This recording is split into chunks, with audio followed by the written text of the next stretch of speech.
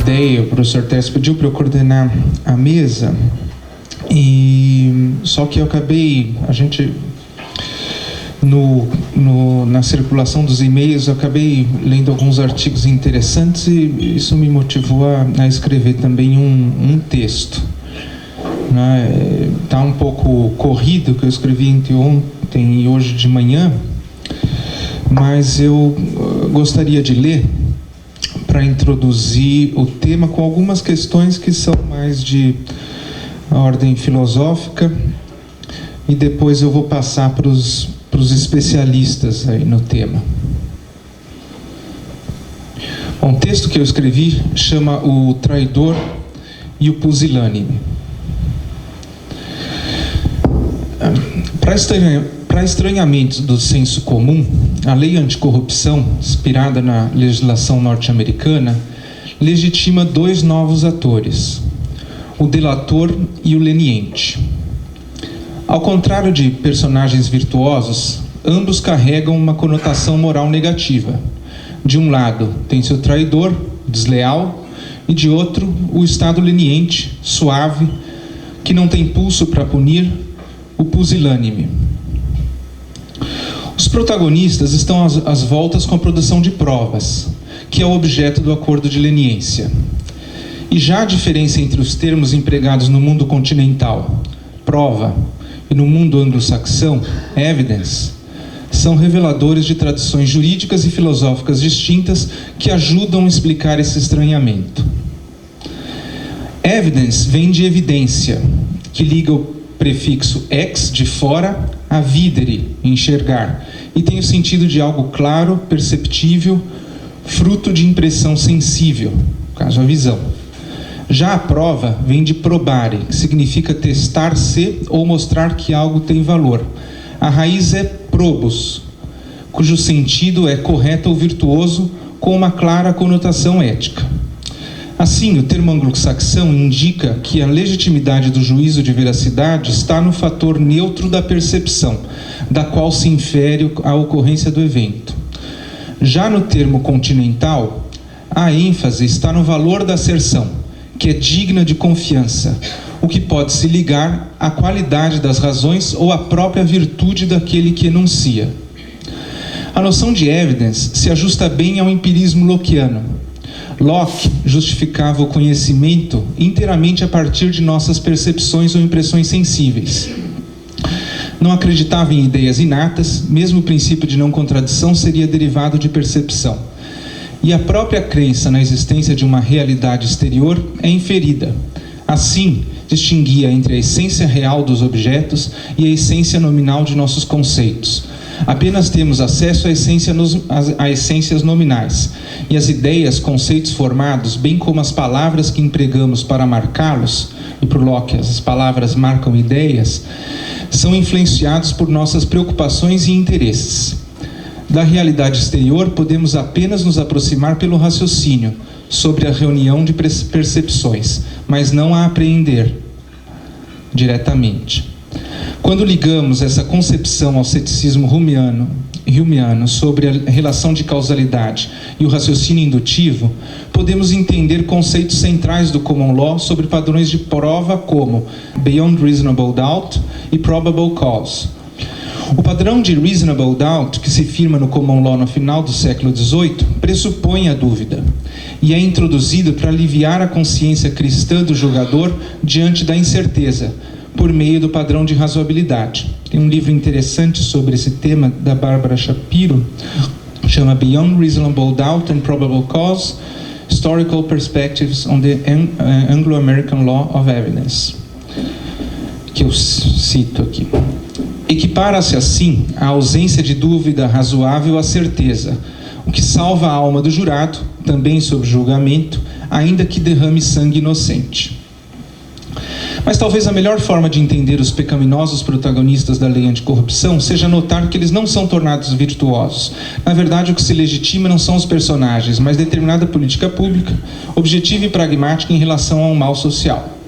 A figura central para captar esse espírito é Oliver Wendell Holmes, que foi a força intelectual por trás da Revolução do Direito norte-americano na virada do século XIX. Holmes fundou, ao lado de William James e Charles Sanders Peirce, o Clube de Metafísica, cujo mote central era atacar a metafísica continental, em particular o idealismo alemão. Era o berço do pragmatismo.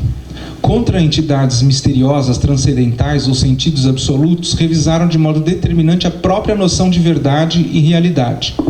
Para Peirce, a realidade resume-se àquilo que se diz existir ou ser o caso por proposições que qualquer um concordaria se tivesse experiências suficientes e relevantes.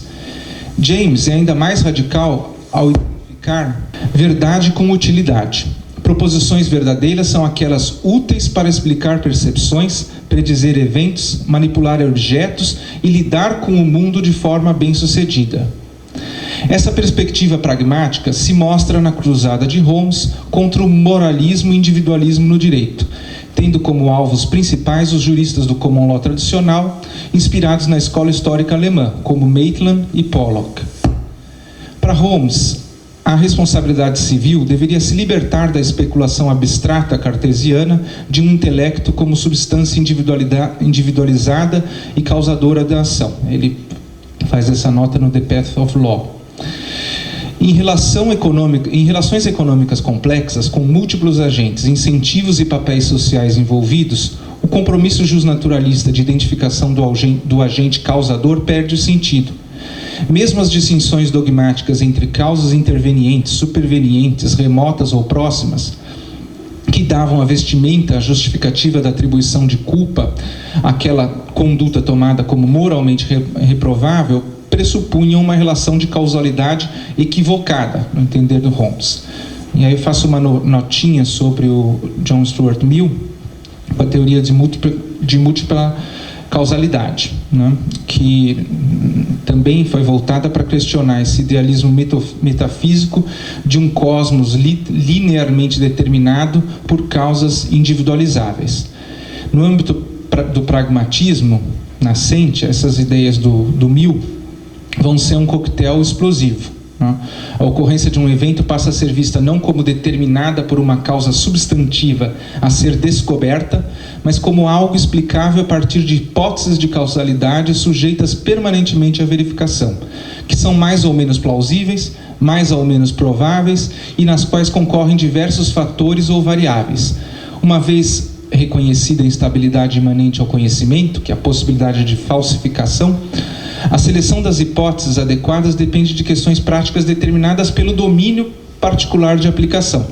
Quais variáveis são relevantes, quais podem ser desprezadas, e supera-se assim a visão mecânica pela análise hipotética e probabilística.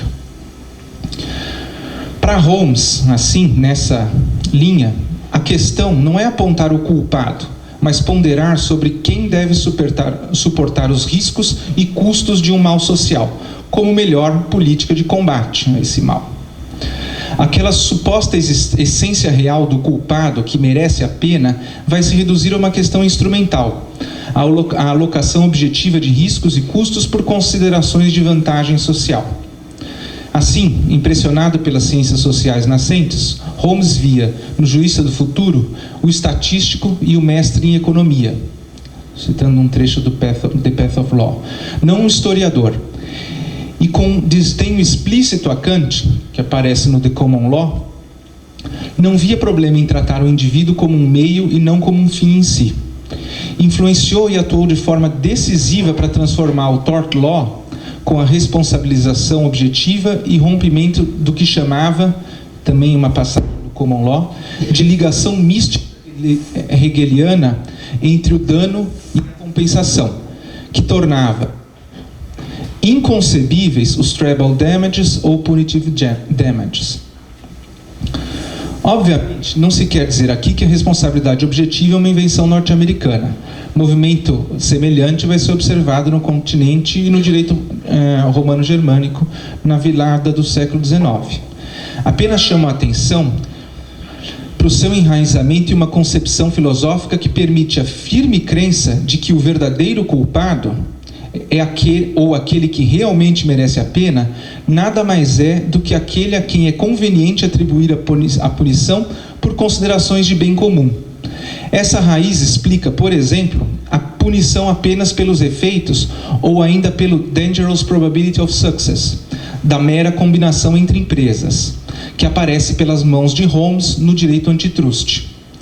Esse conceito apareceu, em particular, num julgamento que o Holmes relatou e conduziu na Suprema Corte, que foi o Swift versus United States, de 1904, e que é um conceito central no direito antitrust.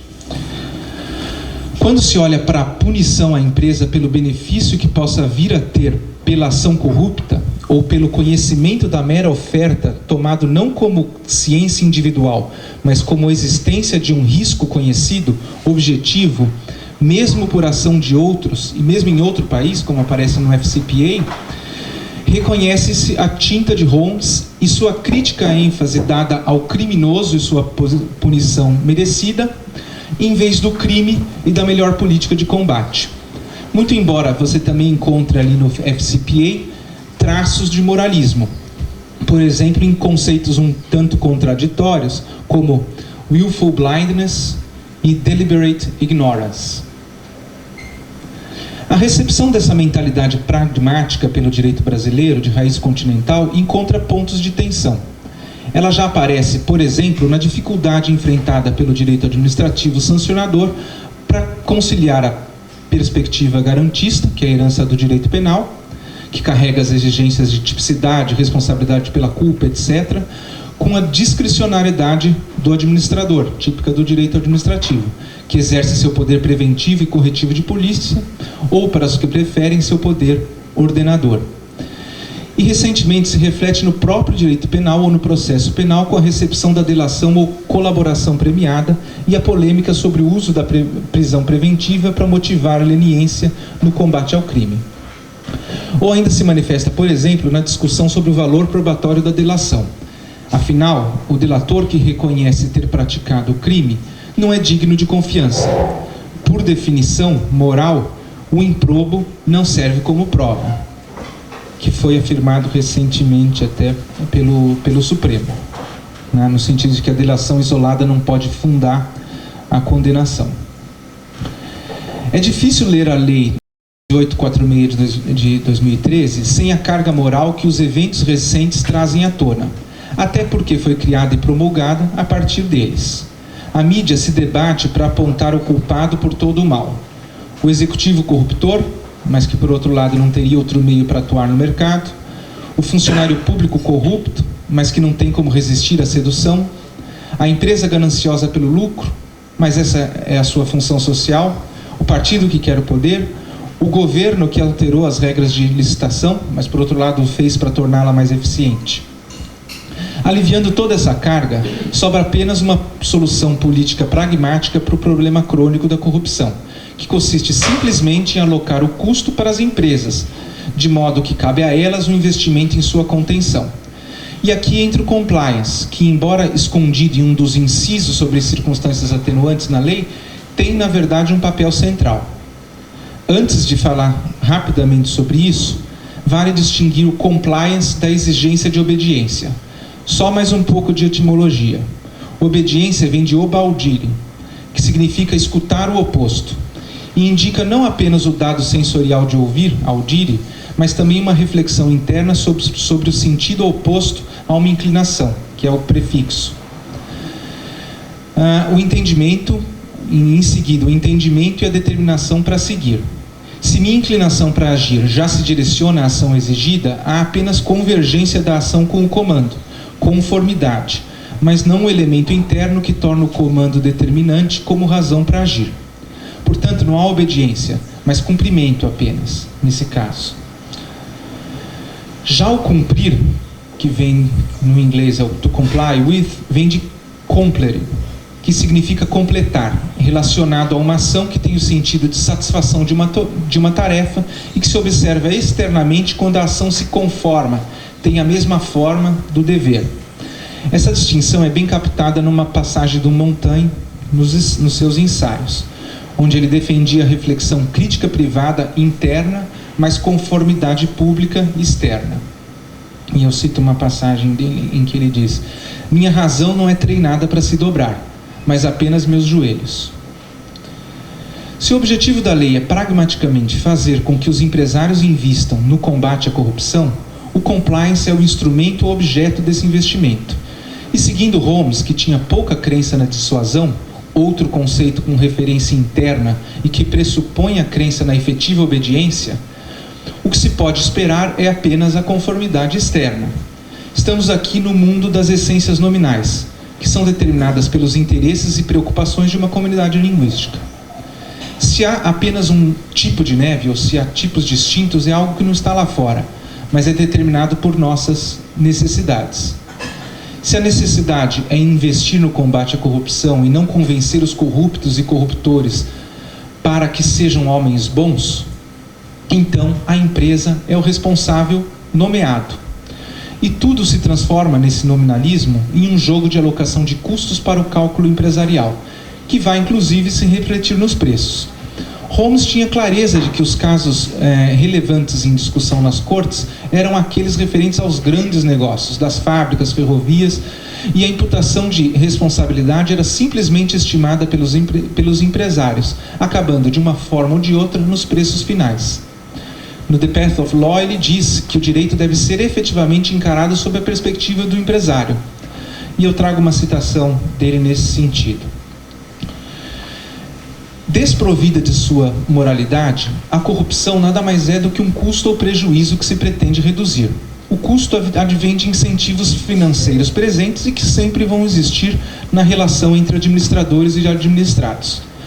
Quando se aloca esse custo para a empresa, criando-se o risco de multa, o empresário deve fazer as contas sobre o valor do investimento na prevenção, a partir do que se conforma ao programa oficial de compliance, frente aos patamares de penalização, e então utilizar o grau de investimento escolhido por ele dentro do seu custo de produção para definir o preço do seu produto ou serviço. Com isso, uma parte do custo de contenção, mas provavelmente não todo, de contenção desse custo social, o prejuízo social, é realocado para a sociedade. E dessa forma, o prejuízo é gerido socialmente. Problema resolvido, ou melhor, dissolvido. Dessa perspectiva, uma questão como a necessidade de decreto, por exemplo, para pensar em questões que vêm discutidas em relação à lei anticorrupção. Dessa perspectiva, uma questão como a necessidade de decreto regulamentador do programa de compliance e da dosimetria da pena para a eficácia da lei de anticorrupção se recolocam sob duas perspectivas. Sob a perspectiva da dissuasão moral, já há infração desde que foi previsto o ato como pecaminoso. Já sob a perspectiva da alocação de custos, é justamente a regulamentação que cria condições para o cálculo de quanto investir e do preço final. A conformidade na essência nominal é mesmo com o programa ao qual a empresa deve se conformar, e a essência real da obediência ficaria para o plano do direito penal. Mas o ímpeto de moralização e a convicção na real dissuasão para suprimir a corrupção reaparece no questionamento da suficiência da pena financeira. Então, só para dar um exemplo, nesse sentido, o Calixto Salomão, que na verdade a gente vai ler o texto dele aqui, defende que é pecado corromper, talvez não com esses termos, mas no fundo ele defende que é pecado corromper e é pecado ainda maior colocar a multa no preço. Portanto, deveria haver maior ênfase em penas não pecuniárias mais severas, como, por exemplo, que ele sugere, a alienação do controle. E a venda com a alienação do controle utilizada para pagar a multa. Mas, enfim, essas e outras questões que giram em torno dessa carga moral de uma tradição jurídica e dessa perspectiva pragmática de outra tradição jurídica trazem uma série de questões interessantes na recepção dessa regulamentação da corrupção. Mas todas essas questões e outras, como por exemplo o valor probatório da delação, eu vou deixar para os especialistas.